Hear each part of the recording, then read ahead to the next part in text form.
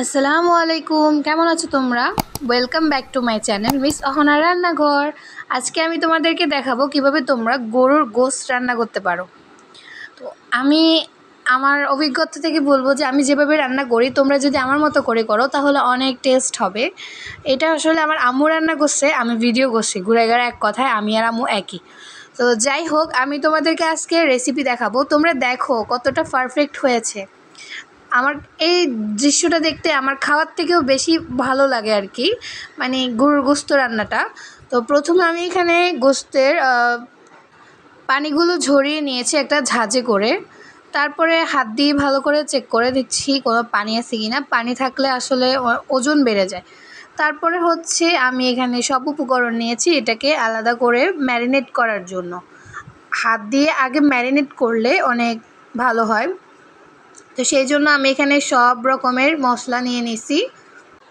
প্রথমে আমি হলুদ দিচ্ছি, পরিমাণ মতো হলুদ দিবেন, বাড়াই দেওয়ার দরকার নেই, পরিমাণ মতো দিবেন আন্দাজ করে। আমি আন্দাজ করে দিয়েছি। তারপরে হচ্ছে আমি মরিচের গুঁড়া দিব। মরিচ কম পরিমাণে দেওয়ার চেষ্টা করবেন, কারণ যেহেতু অনেকগুলো মশলা থাকবে গরুর মাংসে, সেক্ষেত্রে হচ্ছে যে ঝাল লাগবে। তো সেক্ষেত্রে আমি বলবো যে লাল মরিচের গুঁড়াটা একটু কমাই দিবেন, দেওয়ার চেষ্টা করবেন। মশলার ফ্লেভারে আরও বেড়ে যাবে, মানে ঝালটা তখন খাইতে ভালো লাগবে না। যদি আমার চ্যানেলে নতুন হয়ে থাকো অবশ্যই সাবস্ক্রাইব করবা এবং পাশে থাকা বেল বাটনে ক্লিক করবা। পরিমাণ মতো লবণ দিচ্ছি, একটু বাড়িয়ে দেওয়ার চেষ্টা করবেন। অনেকে আবার বেশি খায় সেই পরিমাণ, আর যারা কম খাও সেই পরিমাণ। কম দিলে ভালো লাগে না, একটু বাড়িয়ে দিলে একটু নুন নুন থাকলে ভালো লাগে আর কি। তো সেক্ষেত্রে হচ্ছে যে নুনটা পরিমাণ মতো দিবে। তোমরা চাইলে আবার টক দইও ইউজ করতে পারো, আমার কাছে ছিল না তাই আমি এটা স্কিপ করলাম। হচ্ছে আদা বাটা দিয়ে দিবে, আদা বাটা, রসুন বাটা, আর আমি এখানে হচ্ছে গ্রেট করে রেখেছি পেঁয়াজ বাটাটা আসলে মানে নর্মাল, আপনি চাইলে দিতে পারেন, না চাইলে দিতে নাও পারেন, কিন্তু আমি বলবো যে পেঁয়াজ বাটা অবশ্যই দিবেন। কারণ ঝোলটা যদি গাঢ় না হয় সেক্ষেত্রে হচ্ছে যে গরুর মাংসটা খাইতে ভালো লাগবে না। আর গরুর মাংসে অবশ্যই ঝোল গাঢ় লাগবে আমার। তারপরে রসুন একটু বাড়াই দিবেন, এগুলোর পরিমাণ একটু বাড়াই দিতে হবে, কারণ না হলে টেস্টটা ভালো আসবে না। আর রসুন বাটা তো দেওয়ার পরে হচ্ছে যে টমেটোগুলো সুন্দরভাবে দিয়ে দিব। তবে আমি একটা কথা বলে দিচ্ছি, তোমরা একটু মশলার পরিমাণটা বাড়াই দিবা। গরুর মাংসে মশলার পরিমাণ না বাড়াইলে কি ভালো লাগে? আর পেঁয়াজ বাটাটা দেওয়ার চেষ্টা করবা, পেঁয়াজ বাটা অনেক টেস্ট নিয়ে আসে। তো আমি হচ্ছে এখানে পরিমাণ মতো টমেটো স্লাইস করে কেটে নিয়েছিলাম, স্লাইস করা টমেটোগুলো দিয়ে দিয়েছি। তারপর হচ্ছে আমি এখানে এখন হচ্ছে যে আমি এক্সট্রা যে মশলাগুলো আছে ওগুলো ইউজ করব। তো আমি এখানে কি মশলা ইউজ করেছি তোমাদেরকে বলতেছি। আমি এখানে বারবিকিউ মশলাটা ইউজ করেছি। আমার বাসায় আরও একবার একটা রেসিপিতে আমি বলেছিলাম বারবিকিউ মশলাটা আমার বাসায় সবসময় থাকে। তো সেক্ষেত্রে হচ্ছে যে আমি এখানে বারবিকিউ মশলাটা ইউজ করেছিলাম।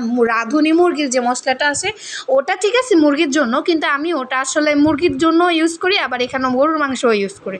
তো রাঁধুনির মুরগির মশলাটা আমি একদম অনেক বাড়িয়ে দিয়েছি, মুরগির মশলার পরিমাণটা অনেক বাড়িয়ে দিয়েছে। আর গরুর যে মশলাটা আছে ওইটা একটু কম পরিমাণে দেওয়ার চেষ্টা করেছি, কারণ গরুর মশলা যেটা রাঁধুনি গরুর মাংসের মশলা যেটা, ওইটাতে আসলে ঝাল, ওই মশলার কোনো ফ্লেভারে আমি দেখি না, ওই মশলার মানে ঝাল ছাড়া আর কিছুই দেখি না আমি। তো যাই হোক, আমি এখানে হচ্ছে যে রাঁধুনি মুরগির মশলা আর হচ্ছে যে বারবিকিউ মশলাটার পরিমাণ বাড়িয়ে দিয়েছি। এটা তোমরা আমার কথা যদি বিশ্বাস না হয় তোমরা নিজেরা দেখতে পারো যে আসলে বারবিকিউ মশলা দিয়ে কত সহজে, কত ভালোভাবে, কত সুন্দর, কত গ্রাম বের হয় মানে গরুর মাংস থেকে। যে কোনো জায়গায় তুমি বারবিকিউ মশলা দিতে পারো। এরপর সরিষার তেল, একদম সরিষার তেল ইউজ করবা, আর হচ্ছে যে সয়াবিন তেল দিবা, দুটা মিক্স দিবা। এরপর ভালোভাবে এগুলাকে একদম ম্যারিনেট করবা। ম্যারিনেট করে কমপক্ষে 1-1.5 ঘন্টা রেখে দিবা।